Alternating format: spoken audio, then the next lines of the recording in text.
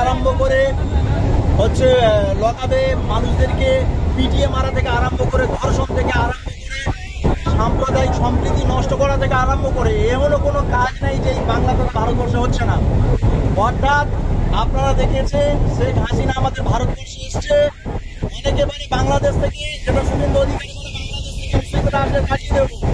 আজকে সেই শুভেন্দু অধিকারীর কাছে আমাদের প্রশ্ন থাকলো যে শেখ হাসিনাকে কেন ভারতবর্ষে জায়গা দেওয়া হলো, আজকে কেন তাকে এই ভারতবর্ষে জায়গা দেওয়া হলো? যে নিজের দেশটাকে ঠিক করতে পারলো না, বাংলাদেশকে ঠিক করতে পারলো না, সে এসে ভারতবর্ষে। অর্থাৎ এই নরেন্দ্র মোদী চাচ্ছে আমাদের ভারতটাকে ধ্বংস করার জন্য। শেখ হাসিনাকে ওই জন্য নিয়ে এসছে চক্রান্ত করে এখানে আমাদের এই ভারতবর্ষের সম্প্রীতিকে নষ্ট করবে।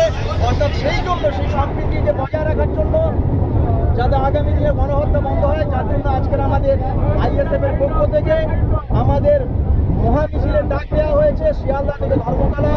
আজকে কলকাতার রাজপথ বুঝতে পারবে যে এই দেশটা নরেন্দ্র মোদী বাবাগেলি দেশ নয়, এই দেশটা মমতা ব্যানার্জি বাবাগেলি দেশ নয়, এই দেশটা হচ্ছে হিন্দু মুসলিম দলিত আদিবাসী সকলের দেশ।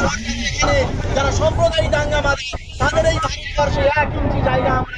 মূলত আজকের দাবিটা আপনাদের র্যালি হবে শিয়ালদা থেকে ধর্মতলা, কি কারণ র্যালি হবে, কি যে আজকের মূলত দাবি হচ্ছে যেটা প্রথমে বলেছি, সারা রাজ্য জুড়ে যেভাবে গণহত্যা চলছে, ধর্ষণ হচ্ছে, দুর্নীতি হচ্ছে, লুট হচ্ছে, মানুষের গণতান্ত্রিক অধিকারকে কেড়ে নিচ্ছে এই সরকার, এই শাসক দল মমতা ব্যানার্জি, তাদের তৃণমূলের নেতারা, তৃণমূলের চোরেরা, ওদেরকে যাতে বাড়িতে ঢোকানো যায় তার ব্যবস্থা করার জন্য আজকের কলকাতা রাজপথ থাকবে, যার জন্য আজকের এই মহামিছিল হবে। নওশাদ সিদ্দিকী সাহেব আসবে অবশ্যই, ওনারই ডাকে তো আজকের হচ্ছে, নওশাদ সিদ্দিকীর ডাকে আজকের মহামিছিলের ডাক দেওয়া হয়েছে।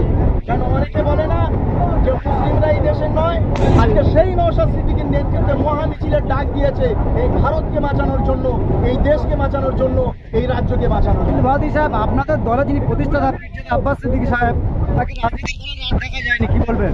দেখুন, তার ভাই নওশাদ সিদ্দিকী, সেই নওশাদ সিদ্দিকীর একার যা হচ্ছে তাতে করে শাসক দল এমনি গুটিয়ে যাচ্ছে। আবার যদি আব্বাস সিদ্দিকী নামে শাসক দলকে খুঁজে পাওয়া যাবে না। উনি হচ্ছে ব্র্যান্ডেড, ঠিক সময় ব্র্যান্ডেড নামান, ঠিক টাইমে নামবে। আজকে কি কেবলমাত্র বিধায়ক নওশাদ সিদ্দিকীর ডাক নাকি সর্বদলীয় ডাক এই প্রতিবাদ সভায়? না, এটা আইএসএফ এর পক্ষ থেকে ডাক দেওয়া হয়েছে এবং আমরা শুভ বুদ্ধিজীবী জানানো আছেন আমাদের, যারা চায় যে গণতন্ত্র বাঁচুক এই দেশে, যারা চায় বাংলা বাঁচুক, তাদের সবাইকে আহ্বান করা হয়েছে। আমরা সবাইকে আমি আপনাদের মাধ্যমে বলে দিচ্ছি যে যারা এই দেশের নাগরিক, প্রকৃতই ভারতবর্ষকে ভালোবাসে, প্রকৃতই বাংলাকে ভালোবাসে, তারা অবশ্যই করে আজকের এই মহামিছিলের ডাকে সকলে যেন পা মিলায়। অসংখ্য ধন্যবাদ। আপনারা দেখছেন আপনাদের প্রিয় চ্যানেল ইনসাফ টিভি, সত্যের সাথে ন্যায়ের পথে। প্লিজ চ্যানেলটিকে সাবস্ক্রাইব করুন আর পাশে থাকা বেল বাটনটি বাজিয়ে দিতে একদম ভুলবেন না।